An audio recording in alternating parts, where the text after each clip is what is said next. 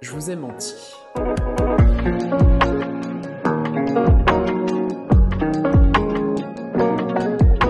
Enfin, oui et non. Je réalise que dès que je vous parle du Mac, ce qui arrive souvent quand même sur cette chaîne, je vous parle de mon MacBook personnel, mon bébé, le MacBook Pro M3 Pro, mais c'est pas celui que j'utilise le plus. Non, celui que j'utilise le plus, 5 jours sur 7 et 40 heures par semaine, c'est le MacBook Pro M1 Pro de 16 pouces. Et après 3 ans à travailler dessus sans ménagement, il est temps qu'on en parle.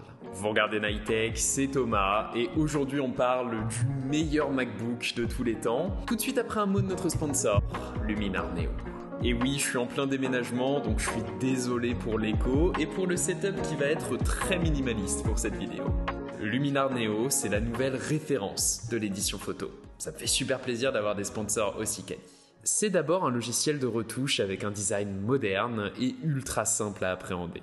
Ta bibliothèque de clichés est là, les outils de retouche sont là où tu les attends, la sélection est complète, le système de calque aussi. C'est cool, comme à la maison. Luminar, c'est aussi l'outil le plus avancé que je connaisse en matière d'intelligence artificielle, utilisé à la fois pour automatiser ses retouches, mais également pour modifier en profondeur ses clichés grâce à l'IA générative, que ce soit pour retirer intégralement le bruit, pour revoir sa composition, pour rééclairer ses clichés. Oui, c'est possible, ou même pour effacer des détails gênants, qu'ils soient petits ou grands.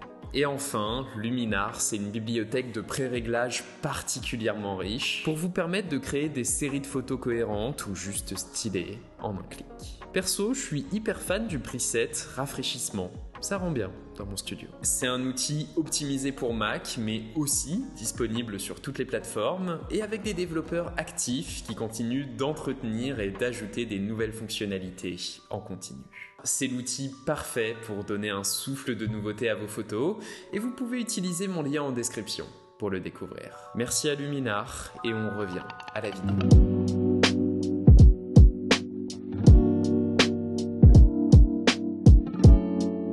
Déjà, ça fait plaisir d'ouvrir un appareil qui a 3 ans et qui pourtant n'a pas pris une ride en termes de design. Ce M1 Pro est toujours sublime, avec son écran percé d'une encoche et avec les dernières lignes affirmées et robustes qu'Apple a pensé pour les modèles Pro.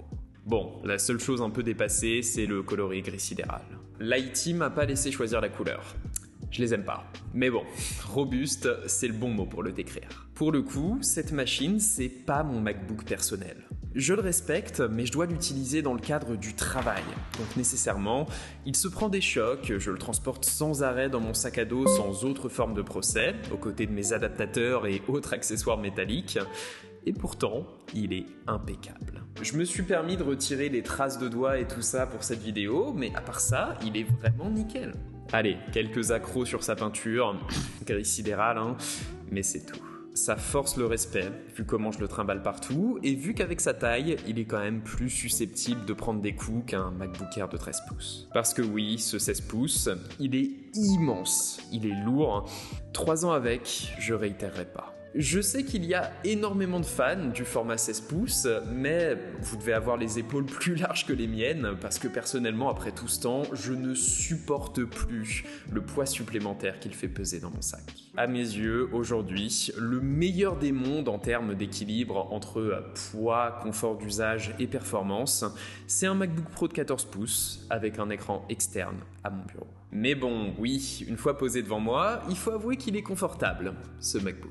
Histoire de vous donner un peu de contexte, je travaille en tant que CRM Engagement Expert chez WeThings. Alors, c'est pompeux, je sais, c'est le titre qui est comme ça, j'y peux rien, mais l'idée, c'est que mon rôle, c'est de venir créer du contenu, des emails, des campagnes de communication, des rapports de santé, des notifications dans l'application, tout ça, de façon à ce que les utilisateurs de la marque apprécient et continuent d'utiliser leurs produits. Pour ça, je passe le clair de mon temps à écrire dans Google Docs ou Notion, à designer dans Figma et à coder dans Visual Studio Code, tout ça en même temps, et comme tout job de bureau, j'ai également toujours 15 000 mails et onglets Safari ouverts à la fois. Et même avec cet usage un peu énervé, l'autre chose qui a bien vieilli sur ce Mac, c'est son autonomie. C'est monstrueux. Ce MacBook Pro me tient toujours facilement entre 10 et 12 heures sur batterie avec mon usage. Peut-être que dans les faits, son autonomie a diminué un petit peu, je dis pas, mais il a tellement de marge sur ce domaine que je pense qu'il va lui falloir encore quelques années avant que le vieillissement de la batterie devienne problématique. Et ce qu'il faut bien avoir en tête, c'est que ces deux points, design et autonomie, c'est ceux qui ont le plus subi l'épreuve du temps. À côté, il y a toujours énormément de détails sur ce MacBook qui sont toujours les meilleurs du marché.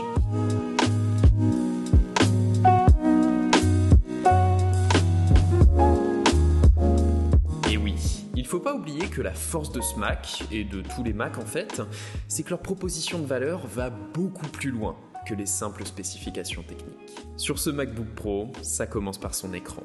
Après 3 ans, j'ai aucun pixel mort, pas la moindre trace de dégradation du revêtement anti-reflet, c'est du solide, encore une fois. Et autant je me suis plaint de sa taille, autant c'est vrai qu'un écran de 16 pouces ProMotion mini LED, ça claque toujours autant. Sur Figma, chaque détail est net, chaque couleur fidèle. C'est d'une fluidité affolante grâce à sa capacité à afficher 120 images par seconde. C'est la meilleure expérience visuelle que tu puisses avoir sur un ordinateur portable.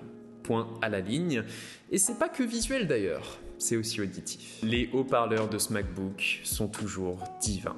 C'est pas bon que pour un épisode de série ou une vidéo YouTube. Non, quand je suis en télétravail ou simplement seul dans une salle, je lance mes playlists dessus sans aucun regret. Pareil, j'ai jamais vu mieux et de loin pour le coup. Le toucher n'est pas en reste aussi d'ailleurs.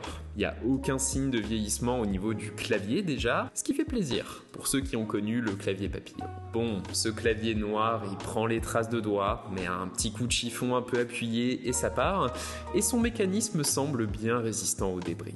J'avoue, j'ai mangé pas mal de fois au-dessus et ça passe, aucun souci. Le Magic Keyboard reste un des meilleurs claviers du game en tout cas, tout comme le gigantesque trackpad bien exploité par macOS. RAS. Et enfin, particulièrement dans le cadre du travail, le combo webcam et micro de cet ordinateur est vraiment excellent. La nouvelle webcam 1080p fait toujours autant plaisir, pas pour sa résolution qui est rarement exploitée dans Zoom ou Google Meet, mais simplement pour son rendu plutôt flatteur. Et il y a également les micros de qualité studio qui, eux par contre, sont tout simplement excellentissimes pour des calls. Je me permets d'insister sur ces points qui peuvent sembler triviaux dans la sphère tech, parce que je pense qu'au fond, c'est eux les plus importants. Je sais, quand on est passionné, qu'on achète un ordinateur, on regarde la puce, les gigas de RAM, le stockage, tout ça, mais il faut pas oublier que sur le long terme, c'est tout cet équipement, cet ensemble que tu vas apprécier. Et sur ce MacBook, tous ces points n'ont pas pris une ride et je les apprécie toujours autant. Maintenant, parlons de ce qui sur le papier est dépassé sur cette machine.